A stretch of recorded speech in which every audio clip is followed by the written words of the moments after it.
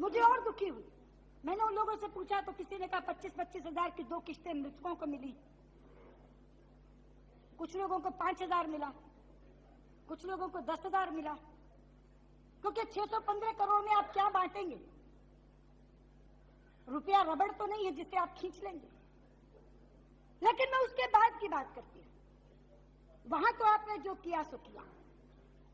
अब जब बावेला मचा, सीजीएम का नया ऑर्डर आया, दोबारा से मामला चर्चा में आया, पत्र पत्रिकाओं में इसके खिलाफ लिखा जाने लगा, टीवी पर कार्यक्रम आने लगे, तो सरकार ने एक मंत्रिमंडल का समूह बनाया, वर्तमान सरकार।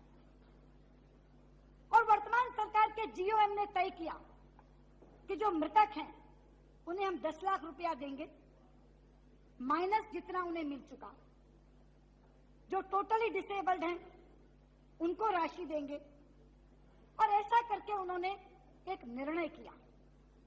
मुझे दुख है उपाध्यक्ष जी आपको ये बताते हुए कि जिस सवाल में सरकार ने पहले पृष्ठ पर यह कहा कि 5,74,376 वादे वैध थे, उसी सवाल में एक अनुलग्नक, एक एनेक्शर लगाया, क्योंकि उस सवाल का एक भाग यह भी था कि जो जीओएम बना है उसकी सिफारिशें क्या हैं और जीओएम ने क्या तय किया।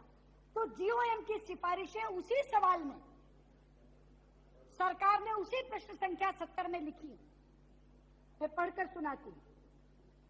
Compensation to the following categories of claims of victims and the families may be enhanced as under.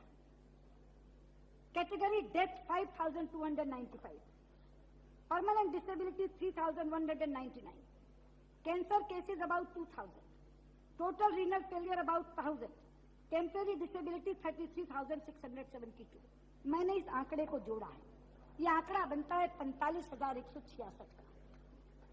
मैं पूछना चाहती हूं गृह मंत्री जी, आप उस जीओएम में थे। एक सवाल के भाग 1 में आप कहते हैं कि वहां गैस प्रभावित लोगों के 5,74,356 केसेस वैध पाए गए, और आपका जीओएम जब बैठता है तो व्यवस्था करता है 45,166 लोगों के लिए। ये जो राशि आप दे रहे हैं, अगर 45,166 के लिए दे रहे हैं, ये फिर से 5,74,000 लोगों में बटेगी, तो फिर उनका वही हाल होगा, 1,000, 2,000, 3,000 रुपए दे दिए जाएंगे। आपने डेड माने हैं 5,295, लेकिन 15,342 लोग मृत हैं, ये वेलफेयर कमिश्नर ने माना है।